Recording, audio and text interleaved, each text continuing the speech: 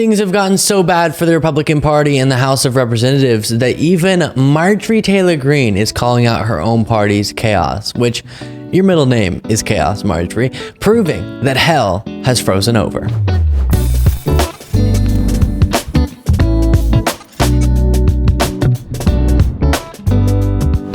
When even someone as uncommitted to serious governance as Marjorie Taylor Greene is fed up with the dysfunction of the Republican Party, you know things have gotten really, really bad, and that's what I have here for you that I'll play in just a moment. Marjorie Taylor Greene calling her own party out as broken, which true, but Marjorie, you're the one who helped break it. Now, to be clear, she did not vote to oust Ken McCarthy, and right now she is voting for Jim Jordan. So technically, she's not a part of the current standstill, but it is the very MAGA showmanship, commitment to clicks, motivation to cause chaos, never far right enough, unserious about governance, characteristic that caused and is causing this. The Republican Party has devolved into something completely void of serious policy objectives, meaningful agendas, and actual solutions to problems. Marjorie Greene rode that wave into prominence. She can't have, if her life depended on it, a serious, meaningful policy discussion. So while she didn't throw the snowball this time, she got the snow and packed it up real tight and then handed it to Matt Gaetz, who actually threw it, or some other better analogy. Here's Marjorie Taylor Greene is saying she won't support giving the acting speaker more power and wants to just formally pick a dang speaker. I do not support this plan. Republican voters worked too hard to give us the majority for us to enter some sort of temporary speakership. Our conference has a responsibility to the American people, to our districts, to work together and unify, and this conference is absolutely broken. This may be the first time I've said these words in the history of this show, but Marjorie Taylor Greene is exactly right there. Her conference is broken. Her party is broken. But you know, there was a time when things weren't so dysfunctional and chaotic, even among the Republican Party. And one distinct characteristic of that time was there were no QAnon influencers, Marjorie Greene. There were no Beetlejuice Bobers. There were no gross Gateses. There were no traitorous Trumps. You get the point. The fact that the GOP has been consumed by people who care more about owning the libs and riling up the base than actually implementing impactful policies is what brought us here. So I don't know if you, Marjorie, are the right person to be complaining about your conference being broken, but I'll sure complain about it. And that brings us to another thing I want to touch on while we're talking about the speakership battle. CNN obtained audio of a supporter of Jim Jordan calling the wife of a Republican congressman who voted against Jim Jordan and leaving a threatening voicemail for her and her husband. Take a look at this. I have some exclusive audio right now of a threatening message that was left as a voicemail for the wife of one of the Republican lawmakers who opposes Jordan. This has only been edited to take out identifying information of the wife and the lawmaker. We've bleeped out some of the language, but not all of it. And I want to warn you, this is pretty ugly stuff. Take a listen. Why is your husband such a pig? Why would he get on TV and make an asshole of himself? Because he's a deep state prick? Because he doesn't represent the people? So what we're going to do is we're going to come follow you all over the place. We're going to be up your ass nonstop. We are now Antifa. We're going to do what the left does because your of a husband gets on TV. Just, oh, the bad guys, they did so. I'm going to vote for Kevin McCarthy, a piece of shit who everybody knows. And for his piece of shit ass, talk about Americans who are actually fighting for Americans as the bad people, says everything about him. So you, your husband, and we're not like the left. We aren't violent, but we're going to follow your ass, every appointment you have, everything you do.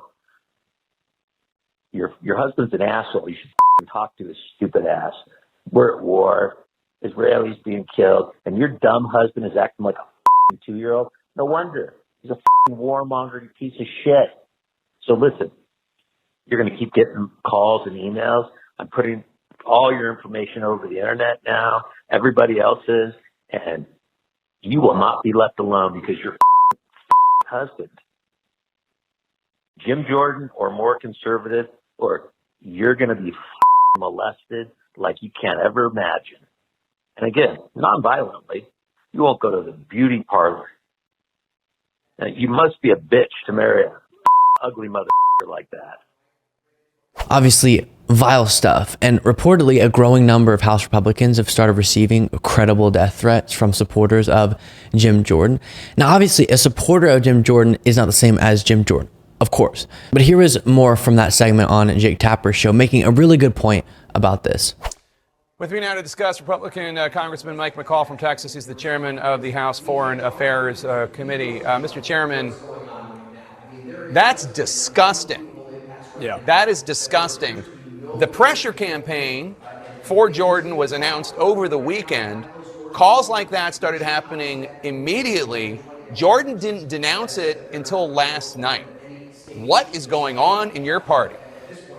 Well, this shows you the level of political discourse in this country now. No, in your party, sir. In your party. I think it's despicable. Credit to Jake Tapper there. Whether it be in relation to the heat surrounding the speakership battle or just the general chaos in the GOP, a lot of people respond just knee-jerk, trying to make a general point about politics. Don't let them do that.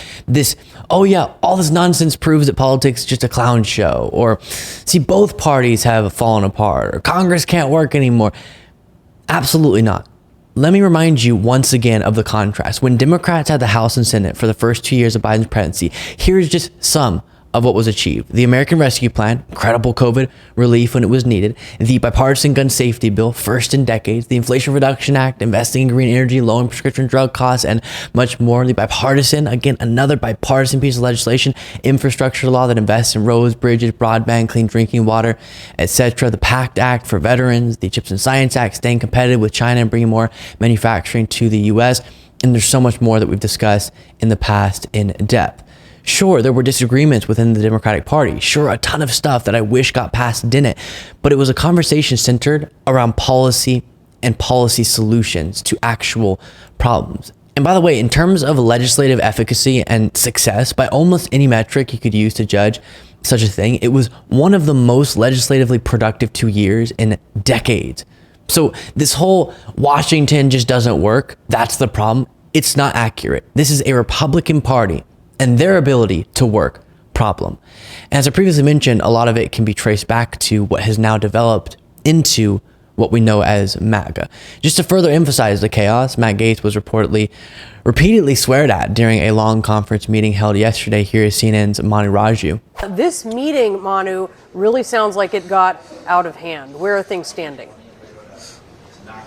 Yeah, it's been going on for more than 3 hours. It has devolved into a back and forth, tense words being exchanged, swear words being exchanged, including at one point, the former Speaker of the House, Kevin McCarthy, telling Matt Gaetz, who led the effort to oust him, to sit down. Gaetz didn't. Some other members cursed at him. One member, Mike Boss, went after him as well, cussing at him several times, we're told. Also, a number of members calling on Jim Jordan, the Speaker nominee for the Republican Party, to drop out. That is something that Jordan is refusing to do. And so far, Jim Jordan appears no closer to actually becoming speaker, in part because some of these Republicans are being turned off by the aggression coming from Jordan and his allies in their pressure campaign. Republican Congressman, for example, Drew Ferguson released a statement writing, "As the Republican conference designee, I supported Congressman Jordan on the first ballot. Following the first vote, I had genuine concerns about the threatening tactics and pressure campaigns Jordan and his allies were using to leverage members for their votes. I discussed this directly with Jim and plan to support him on the second ballot. When the pressure campaigns and attacks on fellow members ramped up, it became clear to me that the House Republican Conference does not need a bully as the speaker. I cast my vote for Majority Leader Steve Scalise, a principled conservative and unifying leader. Shortly after casting that vote, my family and I started receiving death threats that is simply unacceptable, unforgivable, and will never be tolerated." Needless to say, hopefully no one is harmed in any way. This is extremely serious stuff. And this is the sort of dysfunction that is now so deep in the core of the GOP. It exemplifies the identity of the modern Republican Party. And so even if today Republicans pick a speaker, we're going to be dealing with issues like this for years to come. Before you go, don't forget to become a member at lukebeaslyshow.com/membership, where you'll now be getting access to a daily bonus show, entire bonus show, Monday through Friday. You're missing out if you're not getting that already. Plus, follow me on Threads at Luke Beasley Official, Instagram at Luke Beasley Official, Twitter or X at Luke P. Beasley, and sign up for the Beasley Brief, a daily morning newsletter summarizing the previous day's events by going to lukebeasleyshow.com/brief. I will see you all in the next video.